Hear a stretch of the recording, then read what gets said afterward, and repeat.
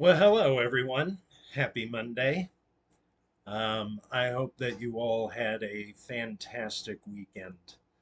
Want to do another short video today. Um, this is kind of a top of mind, just stream of consciousness. Not that all my videos aren't a little bit of stream of consciousness, but today, it it's Monday, right? And yesterday being Sunday and a day of faith and reflection and going to church for my Christian friends out there. Um, you know, you you have this time with your family and everything is just feels really good on Sunday. And and of course, many times our sermons or homilies are about the concept of grace, giving grace to others. Understanding, not judging. Um, and when you hear that message in your sermon or your homily, you kind of reflect on, wow, did I follow in the path this past week? Did I did I show grace and mercy to those that I disagreed with or got angry with or frustrated with? Did I show grace? And inevitably, Monday morning, you get up and you start reading the newspaper for those old fogies like me out there, or watching the news, and you start getting caught up in all the rhetoric again, you know? And look, whether you're on the right or the left, if in today's world, if you're watching the news, and I've said this before, you'll have to hear me say it again. If you're watching the news, it's like they it's like they preach hate, right?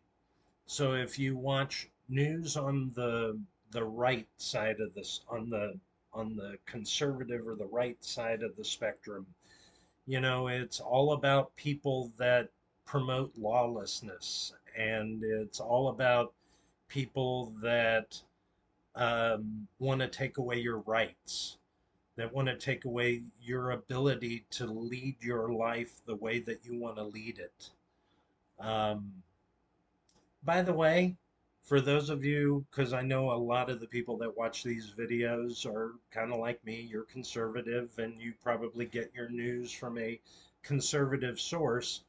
Guess what happens when those of us that are on the left or more liberal side of thinking watch the news?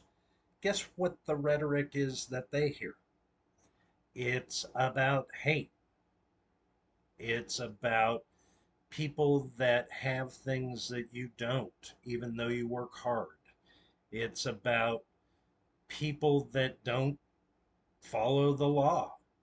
It's about people that want to take away your rights, right? Because they're fearful of your sexual orientation or how you want to present yourself to the world. Guys, um, it would do all of us well to, regardless of what side of the political aisle you're on or where you get your information, to step back and just think about showing a little grace and understanding to your fellow man. I've mentioned this before, the pundits on either side use rhetoric to fire up their base, to push an agenda, to quite frankly gain control. And folks, I I am guilty of falling into the rhetoric just like everybody else is. And you know what? We need to show some grace. By the way, being conservative, I do not think that people that are liberal want to take away my rights. I think the majority of liberal people want good for their fellow man. And I believe that they want everyone to lead their life the way that they want to lead it, just like I want to lead my life the way I want to lead it. And you know what? I think we would both agree on the basic principles of living in a free society, in a country that its first 10 amendments to its constitution actually take power away from the government and give it to the people. Those first 10 amendments, if you haven't read them, you should read them because they're very specific about the very few rights that we actually give the federal government, that we allow the federal government to have. The rest of those rights are ours, mine, yours.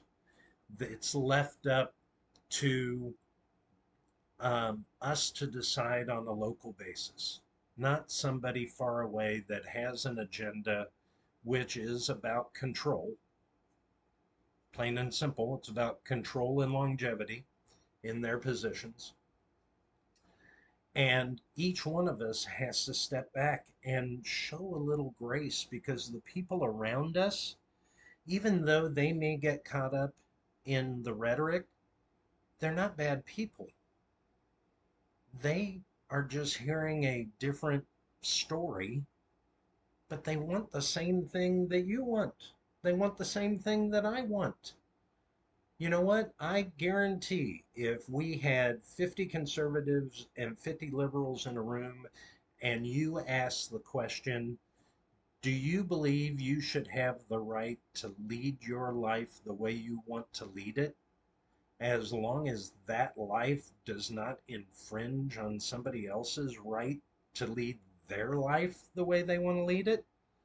I guarantee we'd have 80, 90% of the people in that room that would absolutely agree to that statement.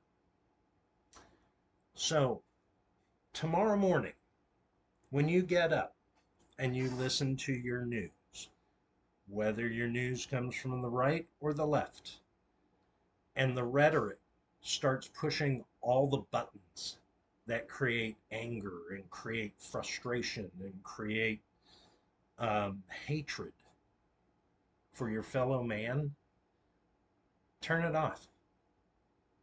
Turn it off, or at least step back and go, really? Do I think that my neighbor hates me? No, they don't. They're my friends. They want the same good things for their family that I want for mine. So I need to show some grace. I need to say, I pray for you if you're preaching hate. I'm going to pray for you if you act out that hate. There are terrible things that go on in this country every single day.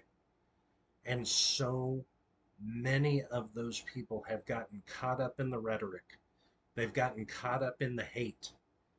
And they don't step away and give grace to their fellow man. They just buy into this garbage that makes them act out in terrible ways. We have to pray for them. Let's show some grace for them. Let's set an example of how we can live together, how we can find common ground. Show some grace. If you are a Christian, That's what you're called to do. It's one of the primary tenets of any Christian faith is to show grace to your fellow man. Don't get caught up in the hate, folks. Turn it off, turn it down, or for every hate-filled comment you hear, think about somebody that thinks who's on the other side politically from you and go, is that really what they believe? I don't think so. I think we can find a lot of common ground if we show some grace, love, respect, and we pray for those that maybe their hearts are black and they can't get the hate out. I pray that God gives them relief from that pain. I couldn't live my life every day with hate like that. And you know what? Each one of us has to choose not to. We have to choose not to buy in to the hate. Show love, and above all things, show grace. Ladies and gentlemen, I hope that you have a fantastic, prosperous week. I hope you get 100 opportunities to show grace and love to your fellow man. And I would love to hear what a great feeling that gave you when you showed a little grace. God bless.